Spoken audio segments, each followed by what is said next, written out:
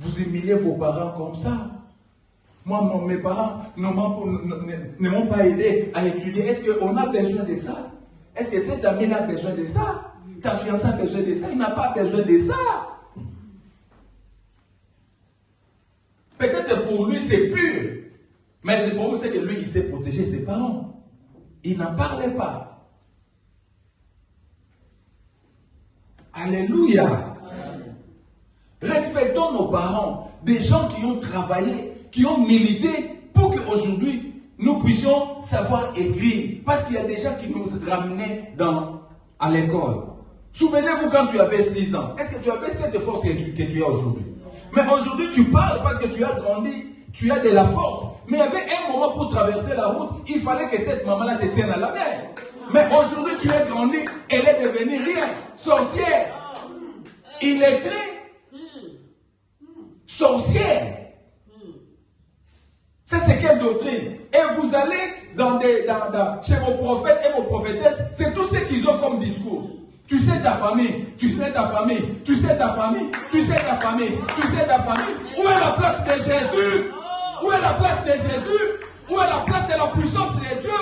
Qu'importe la famille, mais toi tu incarnes la puissance pour changer la famille. Non pas pour critiquer la famille, mais pour apporter le changement par la puissance de la parole de Dieu. Alléluia. Mais aujourd'hui, où tu sais ma famille, tu sais, mon jeune frère là, lui, non. Préserve l'honneur et la dignité de ta famille. On ne va pas vous féliciter parce que tu parles mal de ta famille, non. Alléluia. S'ils sont sorcières, mais Dieu t'a envoyé là-bas, toi tu as la puissance de Dieu pour changer la situation. Change la situation. C'est ça le défi que vous avez. Que cette personne qui a été sorcière, qui dise, oui, Dieu m'a touché, aujourd'hui j'ai abandonné ça à cause de la prière et des prédications de ma fille. Mais ce n'est pas d'entrer en ennemi, car la Bible dit, aimez vos ennemis. S'ils n'ont pas même la nourriture, donnez-leur la nourriture. Si vous êtes convaincu que c'est ton ennemi, mais il faut apporter ton soutien, c'est que la parole de Dieu dit. Aujourd'hui, nos parents sont négligés. Aujourd'hui, on donne l'impression que l'évangile nous pousse à abandonner nos familles. Qui vous a dit ça? La Bible dit, celui qui ne prend pas soin de sa famille, il est pur qu'un infidèle. Alléluia. Celui qui ne prend pas soin de sa famille, il est plus qu'un païen. Mais qui est cet évangile aujourd'hui qui nous dit de négliger nos familles? Vous allez voir la personne, il est trop attaché à un ami que sa maman. Ma copine, mais est-ce que ce matin tu as appelé ta maman? Tu as appelé tes soeurs? Est-ce que tu as écrit même bonjour papa? Bonjour mon frère, tu l'as fait. Mais tu es capable d'appeler quelqu'un pour la botomba. Alors Mimi, oyokite apôtre, oyokite kuna volove. Fernanda fiototo.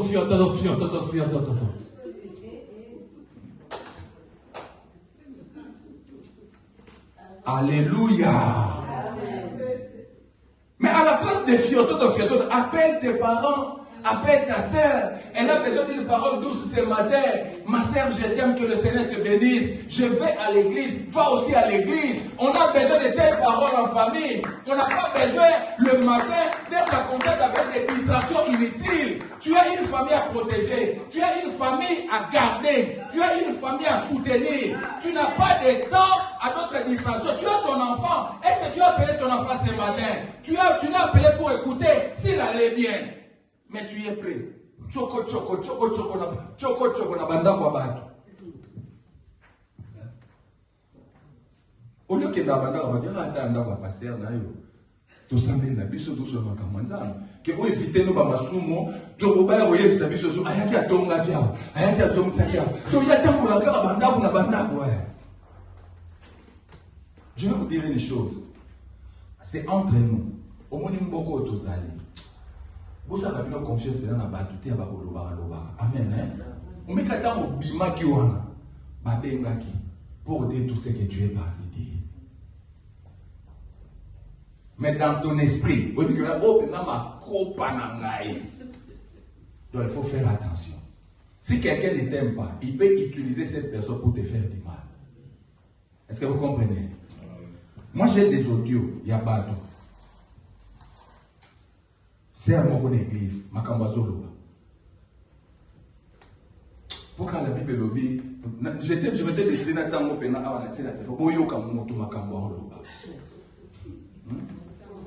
donc, il y a des piégés. C'est pourquoi je vous dis, il faut faire attention. Je ne le dis pas pour la complaisance, non, j'ai la preuve. Je vois que c'est un mot piégé, même ma mère, on a accès à monter. Mais, Baza Pele va regarder secret. Il sait. Alors, ça va nini. Oui, oui, l'église doit être dans le bouillate. Oui, moi, c'est naïf. Si, oui, l'église doit être. Oui. Tu vas ici. Tu hommes ça. Oh, dans un audio. Si on a bien attendu à TikTok. Là, naïbani moi mingi. Parce qu'on a bien attendu la botte là. Nous qui m'ont fait tourner l'église qu'on a bien se voir. Il y aura des gens qui ont pasteur là. Moi, non, moi aussi. Elle parlait avec quelqu'un en France. Elle ne savait pas des relations que moi j'avais avec cette personne. Elle a commencé à parler. Et elle a dit il faut faire attention. Je ne parle pas trop, je vous dis, il faut vous réserver. Alléluia. Au lieu de passer le temps de parler, parle à ton enfant, parle à ta famille. Parle à ta soeur, à ton frère. Ne confie pas aux gens, je vous dis. Alléluia. Tu peux ta relation, tu gardes ta relation bien. Tu évites le lobby. Alléluia. Église, c'est une famille. Il ne faut pas détruire. Il ne faut pas détruire. Si quelqu'un veut détruire, qu'il aille détruire lui seul. Mais qu'il ne puisse pas te pousser à détruire l'œuvre de Dieu. Cette œuvre que nous avons tant souffert, que nous avons mis beaucoup de moyens. Ce n'est pas facile. Chaque jour, on dépense au moins 800 € ici. On paye ici 550. L'électricité de 150. Lorsqu'on met Wi-Fi, on mange tous les dimanches. On est dans des 800. Vous pensez qu'un papa comme moi, je fais dépenser 800 quelques pour rien? Oh, c'est que je sais ce que je suis en train de faire. Je ne blague pas. Alléluia. Je ne blague pas. Je sais ce que je suis en train de faire. Donc, ne prenez pas le risque de faire ça comme quelque chose qu'on doit détruire, qu'on doit jouer avec ça, quelque chose que des personnes qui viennent tous les jours. Comme ma fille qui a modéré ici, qui a témoigné, depuis longtemps. Vous pensez que les gens mettent des temps comme ça pour rien? Berger, il devait être à Kinshasa dans une entreprise. Mais tout se retarde. Papa, je ne vais pas te laisser. On doit d'abord travailler. Non, mes amis. Ce n'est pas de la blague. Alléluia. Alors, réservez-vous. Ne confiez pas aux gens. Vous risquerez d'être ridicule. D'autres personnes parlent beaucoup. Lorsqu'ils se mettent à parler, c'est sans frein. Parfois, des vents te font comme... Mais quand tu passes, elles parlent beaucoup. Évitez. Concentrons-nous à nos parents, à nos enfants, à ton mari, à ta femme, à ton fiancé. Et Dieu nous bénira. Et écoutez ce qui s'est fait dans la Bible. Jésus-Christ de Nazareth. Lorsqu'il était sur la croix, au bas de la croix, il y avait sa mère. Il y avait beaucoup de gens. Beaucoup de gens qui ont accompagné Jésus jusqu'à la croix. Mais Jésus ne regarde pas tout ce monde-là, il regarde qu'à sa maman. Il dit, chante, prends cette femme, ramène-la. Est-ce qu'il n'y avait pas d'autres femmes au bas de la croix? Mais Jésus nous a enseigné la valeur de la maman, la valeur de ta maman, l'importance qu'a une mère dans la vie d'une personne. Jésus à la croix, prêt à mourir, il s'est soutenu, je ne serai plus là. Peut-être c'est moi qui soutenais ma mère. Jean, tu es encore jeune, prends cette femme, prends soin de ma maman. Et la Bible dit depuis ces jours-là, Jean a pris la maman de Jésus pour la protéger, pour la nourrir, pour la garder. Jésus dans la souffrance, mais il pense à sa maman. Toi dans la souffrance, tu penses à qui? Toi dans la souffrance, tu penses à qui? Tu es en Europe, tu penses à qui? Jésus était dans les difficultés, des moments d'élimination, mais il pensait à sa maman, au bien-être de sa maman, jusqu'à les confier à quelqu'un. Jean n'abandonne pas cette femme. Mais toi, D'abord, ce sont tes amis. Mami, tu as bio. Hé, Mimi. Hé, Makoso. Makoko Lozard. Alléluia. Ta maman, tes enfants.